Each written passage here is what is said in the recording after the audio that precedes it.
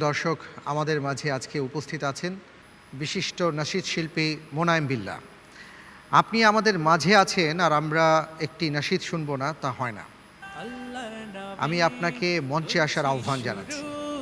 আল্লাহর নামে করছি শুরু, জ্ঞান সাধনায় হব ধ্যানী। অনেক অনেক ধন্যবাদ।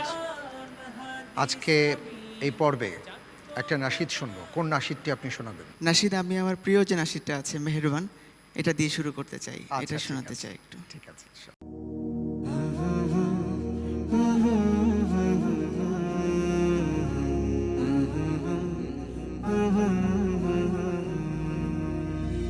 মেহেরবান তুমি, মেহেরবান, মেহেরবান তুমি, মেহেরবান।